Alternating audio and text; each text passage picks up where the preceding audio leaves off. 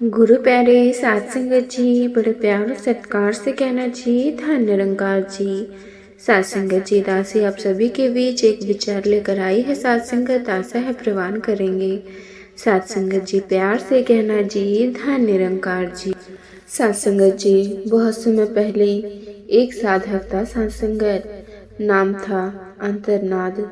वो जन्म मरण के चक्र से थक चुका था साध संगत, और एक ही प्रश्न उसके भीतर बार बार उठता था, मुझे कब और कैसे पता चलेगा कि ये मेरा अंतिम जन्म है। साध संगत, उसने बहुत ग्रंथ पढ़े पर जवाब कहीं स्पष्ट नहीं मिला। साध संगत, अंत में वो एक निरंकारी संत के पास पहुंचा। साध संगत, संत ने मुस्कुराकर पूछा, अंतर्नाद तुम किसे मैं मानते हो? अंतर्नाद बोला, ये शरीर, ये मन, मेरी सोच, मेरी यादें ही, यही मैं हूँ। साध संगत, संत ने कहा, जब तक तू शरीर मन को मैं मानता है, अंतिम जन्म का प्रश्न अर्थहीन है। साध संगत, क्योंकि जो बार बार जन्म लेता है वो मैं नहीं, यह देह मन का तंत्र है। साध संगत, अंतर्नाद चौंका। उसने पहली बार जाना कि जन्म मरण का चक्र आत्मा का नहीं बल्कि पहचान की भूल का है। साध संगत, संत उसे सत्संग में ले गए। वहाँ कहा गया, साध संगत, जब जीव अपने असली स्वरूप निरंकार को पहचान लेता है तभी जन्म मरण की डोर कटती है। साध संगत, अंतर्नाद ने पूछा, तो क्या निरंकार को देखने से अंतिम जन्म हो जाता है? साध संगत, संत, देखने से नहीं, जीने से।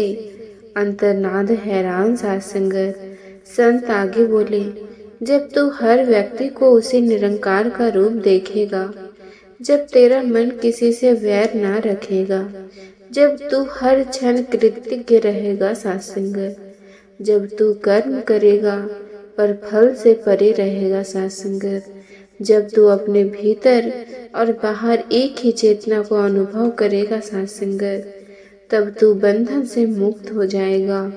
उस पर जन्म मरण का नियम लागू नहीं होगा। साध संगत, साध संगत जी, संत ने एक प्रश्न पूछा, तो कैसे जानेगा कि तेरा अंतिम जन्म है? और फिर स्वयं उत्तर दिया। साध संगत, अंतर्नाद ने कहा, मृत्यु का। संत बोले, नहीं, जीवन का भय। जब जीवन को लेकर कोई चिंता न रहे तब समझ लेना पहचान बदल रही है। साध संगत जी, जब स्वीकार ही तेरा स्वभाव बन जाए, जो घट रहा है वही ठीक है, ये भाव स्थिर हो जाए। साध संगत, क्रोध उठेगा पर अचानक गल भी जाएगा, जैसे बर्फ धूप में पिघलती है। साध संगत, तब समझ लेना कि अहंकार ढीला पड़ गया है। साध संगत, अंतर्नाद ने पूछा, क्यों? संत बोले, क्योंकि देने वाले का भंडार कभी खाली नहीं होता, वो निरंकार से जुड़ गया होता है। साध संगत, एक दिन ध्यान में अंतर्नाद को लगा कि उसके भीतर कुछ पिघल रहा है, अहम, डर, लिप्सा और सुरक्षा। उसने अनुभव किया कि साध संगत, वो शरीर नहीं, वो विचार नहीं, वो भावनाएं नहीं। साध संगत, वो एक विशाल, शांत, असीम चेतना है, निरंकार स्वयं। साध संगत, वो दौड़ता हुआ संत के पास पहुंचा, गुरुदेव, अब क्या यह मेरा अंतिम जन्म है? संत मुस्कुराए। साध संगत, अंतर्नाद, अंतिम जन्म का पता जीव को नहीं चलता, परंतु जिस दिन तू जीव ना रहेगा उस दिन तुझे किसी जन्म मरण की चिंता ही नहीं रहेगी। यही संकेत है कि यात्रा पूरी होने लगी। साध संगत जी, जब व्यक्ति स्वयं को निरंकार का अंश अनुभव करने लगे, जीवन के उतार चढ़ाव में सहज बना रहे, भीतर शांति स्थायी हो जाए, दूसरों के लिए करुणा स्वभाव बन जाए। साध संगत, मन सेवा और सत्य में रम जाए, भीतर कोई कमी, भय, उम्मीद ना रहे। साध संगत, मैं का बोझ हल्का होकर समाप्त होने लगे। साध संगत, तब उसकी आत्मा जन्म मरण से परे होने लगती है। सत्संगत जी, अंतिम जन्म का ज्ञान कोई तिथि या संकेत से नहीं मिलता। ये तब जाना जाता है जब जन्म लेने वाला ही विलीन हो जाता है। सत्संगत, जहाँ मैं खत्म वहीं जन्म मरण खत्म, वहीं हमारी अंतिम यात्रा होती है। सत्संगत जी, आज हम इस परम सत्ता, इस निरंकार प्रभु की अपार कृपा और सतगुरुदेव की रहमत से एकत्रित हुए हैं सत्संगत, ताकि हम जीवन के सबसे बड़े लक्ष्य, उस अविनाशी परम पद की प्राप्ति के मार्ग को समझ सके। ये मानव जीव बड़े ही सौभाग्य से मिलता है सत्संगत, और इसका एकमात्र उद्देश्य उस परम पिता परमात्मा का बोध और उससे एक रूपता है सत्संगत। अक्सर सत्संग में प्रश्न उठता है कि हमें कब पता चलेगा कि हमने अपने जीवन का काम पूरा कर लिया है, कि अब हमें बार बार 84 लाख योनि में भटकना नहीं पड़ेगा सत्संगत, और मोक्ष की प्राप्ति हो जाएगी। सत्संगत, जैसे बुखार उतर जाने पर थर्मामीटर बता देता है, वैसे ही शास्त्रों में मोक्ष प्राप्त महापुरुषों के कुछ थर्मामीटर जैसे लक्षण बताए गए सत्संगत। जब किसी साधक का काम हो जाता है तो उसका हृदय स्वयं कह देता है कि काम हो गया है, और जो सत्संगत जी महापुरुष जीवन मुक्त हो जाते हैं उनमें ये लक्षण स्पष्ट दिखाई देते हैं सत्संगत। उस लक्षण को सरल भाषा में समझते हैं, जिन्हें शास्त्रों ने इस श्लोक में पिरोया है सत्संगत। सत्संगत जी, पहला लक्षण मान सम्मान से मुक्ति निर्माण सोचकर। सत्संगत जी, हम इंसानों की आधी जिंदगी किस चीज में निकल जाती है? मान, बढ़ाई, प्रशंसा और सम्मान पाने की चाहत में। हम चाहते हैं कि लोग हमें अच्छा कहें, हमारी तारीफ करें, हमें सम्मान दें। लेकिन जो सत्संगत जी संत आत्म साक्षात्कार के द्वारा खड़ा होता है, उसके लिए सम्मान एक मीठे जहर हो जाता है। सत्संगत जी, कल्पना कीजिए, आपके सामने सब सोने की कटोरी में स्वादिष्ट खीर रखी है, लेकिन आपको पता है कि उसमें जहर की एक बूंद है, तो क्या आप उसे छुएंगे भी? नहीं छुएंगे सत्संगत। ठीक उसी तरह ज्ञानी पुरुष जानता है कि सम्मान की खीर में अभिनाम सत्संगत जहर मिला है। जैसे ही वो सम्मान को स्वीकार करता है, भक्ति और समर्पण से बड़ी मुश्किल से गलाया हुआ सत्संगत मैं का भाव यानी कि देह अभिमान फिर से मोटा होने लगता है। इसीलिए वो मान बढ़ाई से ऐसे बचते हैं जैसे कि हम आग से बचते हैं सत्संगत। उनकी खुशी इस बात में नहीं होती सत्संगत दुनिया उन्हें क्या मानती है, बल्कि इस बात में होती है कि वे स्वयं को क्या जानते हैं। दूसरा लक्षण है मोह के बंधनों का टूटना। सत्संगत, मोह एक ऐसा धागा है जो हमें दुनिया के रिश्तों, वस्तुओं और विचारों से कसकर बांध देता है। सत्संगत, संत तुलसीदास जी कहते हैं, सत्संगत जी, मोह ही सभी दुखों और बीमारियों की जड़ है। जब तक मन में परिवार, धन या फिर देह का गहरा मोह बसा है, तब तक परमात्मा से सच्चा और अटूट प्रेम हो ही नहीं सकता है। एक मान में दो तलवारें नहीं रह सकती है सत्संगत। या तो संसार का मोह रहेगा या निरंकार का मोह। सत्संगत, जो मुक्त पुरुष होते हैं वो प्रेम सबसे करते हैं, सेवा सबकी करते हैं, लेकिन सत्संगत जी सशक्त किसी में नहीं होते।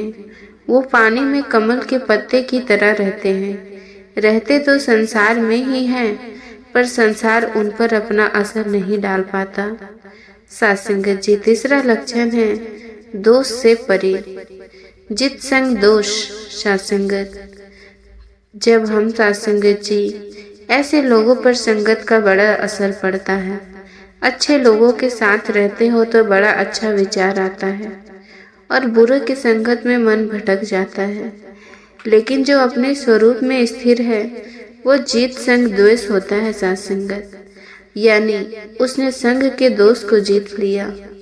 आप उसे फूलों के बगीचे में बैठा दें या फिर कांटे के बीच आप उसे महल में रखें, या फिर बाजार के भीड़ में उसकी आंतरिक शक्ति और आनंद पर कोई भी फर्क ना पड़ता। साथ संगत वो बाहर की परिस्थितियों का गुलाम नहीं होता साथ संगत, बल्कि अपने भीतर के आनंद का स्वामी हो जाता है। उसकी शांति बाहर से नहीं भीतर से आती है। साथ संगत जी, चौथा लक्षण कामनाओं का अंत। साथ संगत जी उसकी सारी कामनाएं शांत हो चुकी होती है। हमारी तो इच्छाओं की सूची कभी खत्म ही नहीं होती। एक पूरी होती है तो 10 नहीं पैदा हो जाती है। साथ संगत हम हमेशा कुछ पाने को बनने की दौड़ में लगे रहते हैं, लेकिन जिस महापुरुष ने आत्मा के उस अनंत सागर को चख लिया, उसे अब दुनिया की छोटी छोटी नदियों की प्यास नहीं रहती। उसे समझ में आ जाता है कि असली खुशी बाहर की चीजों में नहीं, बल्कि अपने भीतर है। साथ संगत उसकी एकमात्र कामना यही रह जाती है। साथ संगत सब उस परमात्मा के प्रेम में रंग जाए। साथ संगत जी, पांचवा और सबसे बड़ा लक्षण है हर हाल में एक समान द्वंद्व। साथ संगत जी, अब आती है सबसे बड़ी और अंतिम कसौटी। साथ संगत हम सब कुछ सुख दुख मान अपमान की निंदा प्रशंसा के झूले में झूलते रहते हैं। कोई तारीफ कर दे तो फूल घर गुब्बारा हो जाते हैं, कोई 2 शब्द कड़वे बोल दे तो मुरझा जाते हैं। लेकिन जो जीव मुक्त महापुरुष, वे इन द्वंद्वों से, इन जड़ों से मुक्त हो जाते हैं। साथ संगत उनके लिए मान और अपमान एक समान है। कोई आकर उनके चरणों में फूल चढ़ाए या फिर कोई उन्हें गाली दे। साथ संगत उनके भीतर दोनों के लिए करुणा और समता का भाव रहता है। वे जानते हैं कि ये सब संसार का नाटक है और वो इस नाटक की दृष्टा से पात्र नहीं। साथ संगत उस अविनाशी परम पद को प्राप्त करता है, फिर उसका इस दुनिया में आना जाना, जन्मना मरना हमेशा के लिए समाप्त हो जाता है। साथ संगत जी, मोक्ष प्राप्ति का मार्ग ज्ञान मार्ग है, जिसमें आत्मबोध होता है। ज्ञान मार्ग कहता है कि आत्मबोध से ही मोक्ष संभव है। जैसा कि कहा गया है कि आत्मबोध जिसे हो गया वही मोक्ष को साथ संगत प्राप्त हो जाता है। जिसे अपनी इस यात्रा की पहचान हो गई, उसे ही परमात्मा की पहचान हो सकती है। इस मार्ग पर साथ संगत जी चलकर ब्रह्मकार वृत्ति को पाना होता है, यानी स्थूल, सूक्ष्म और कारण, इन तीनों शरीरों से मोह को त्याग कर अपने असल स्वरूप इस आत्म स्वरूप में अतीत हो जाना। साथ संगत तभी तो संत कहते हैं, साथ संगत जी इस निरंकार को जान लेता है, वो ब्रह्म का ही रूप हो जाता है। लेकिन साथ संगत हम जिस मार्ग पर चल रहे हैं वो भक्ति का मार्ग है। साथ संगत जी ये मार्ग ज्ञान से भी सरल और सहज है। यह हम किसी जटिल साधना में नहीं उलझना चाहते हैं। साथ संगत केवल दातार के हो जाना है। शास्त्रों में भी व्यक्ति की महिमा गाते हुए कहा गया है, साथ संगत जी ये जीव मेरे सम्मुख हो जाता है तो इसका करोड़ों जन्मों के पास नष्ट हो जाता है। तो फिर ये सम्मुख होना क्या है? साथ संगत प्रभु के सम्मुख होने का सही स्वरूप है समस्त ममता का समर्पण। ध्यान से सुनना साथ संगत। समझाते हैं कि जननी जटक बंधु सुख धारा तनु धान धाम। साथ संगत सुहत परिवारा सबकी ममता टाक बटोरी ममम पद मन ही बांध बर डोरी। साथ संगत माता पिता भाई बंधु पुत्र पत्नी अपना ये शरीर धन दौलत घर परिवार जहाँ जहाँ हमारी ममता हमारा प्रेम बटा हुआ है उन सभी धागों को समेटकर एक मजबूत डोरी बनानी है और उसे इस सद्गुरु और इस निरंकार प्रभु के चरणों में बांध देना है। साथ संगत जी ये सम्मुखता आती कैसे? ये केवल और केवल सिमरन से आती है। निरंकार का सिमरन सभी साधकों का सार है।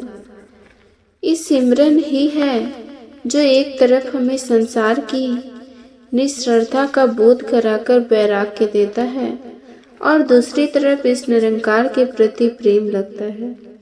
भगवान में कितना सुंदर उदाहरण दिया है कि जैसे भोजन एक एक कोर खाने से एक साथ 3 काम होता है, दृष्टि, पुष्टि और भूख की निवृत्ति, ठीक वैसे ही जब हम इस निरंकार का सिमरन करते हैं तो हमारे जीवन में भी एक साथ 3 बातें घटित होती हैं। संसार से वैराग्य, परमात्मा और प्रेम, अपने स्वरूप का ज्ञान। इसीलिए सत्संगत जोर देकर कहते हैं कि सत्संग, सेवा और सिमरन डटकर होना चाहिए। सिमरन की इस यात्रा को और गहरा बनाने के लिए, इस निरंकार के एहसास में निरंतर बने रहने के लिए एक और साधक बहुत सहायक है सत्संगत, और वो है मौन। मौन यानी सत्संग, शांत चित्त। मौन वाणी एक बहुत तप है। जब हम मौन में होते हैं तो हम कटु वचन बोलने से बच जाते हैं, किसी की निंदा चुगली से बच जाते हैं और हमारी सारी ऊर्जा निरंकार के सिमरन में लगने लगती है सत्संगत। जब हम लगातार बोलते रहते हैं तो सिमरन की जो तेल धारावत यानी कि तेल की धार जैसे अटूट गति बननी चाहिए, वो नहीं बन पाती सत्संगत। और हर समय मौन रहना संभव ना हो सत्संगत, तो दिन में 1-2 घंटे का अभ्यास अवश्य करना चाहिए। और सत्संगत जी, ये मौन सबसे अधिक फल कब देता है? जब कोई हम पर क्रोध कर रहा हो, जब घर में लड़ाई का माहौल बन रहा हो या फिर कोई हमें अपशब्द कह रहा हो। उस समय अगर सिर्फ 5 मिनट के लिए भी मौन साध लें तो बड़ी बड़ी समस्याओं को सहज ही टाला जा सकता है सत्संगत। तब बात आती है मन की, चित्त की चंचलता की। ये मन ही मन है जो हमें सिमरन में टिकने नहीं देता सत्संगत, मौन में रहने नहीं देता सत्संगत जी। वाणी को समझने भी बड़ा गहरा है। एक बार किसी सत्संगत जी महापुरुष ने कहा था कि चित्त को ठीक करना तुम्हारे हाथ में नहीं। ये सुनकर तो कोई भी निराश हो सकता है, लेकिन अगर चित्त को सुधारा ही ना जा सकता तो फिर कोई भी इस निरंकार को पा नहीं सकता सत्संगत। स्वयं प्रभु ने भी इस राह को दिखाई दी है सत्संगत। अभ्यास सत्संगत जी, आप जी को ये विचार पसंद आया हो तो चैनल को सब्सक्राइब जरूर कीजिएगा। सत्संगत जी, प्यार से कहना, धन्य निरंकार जी।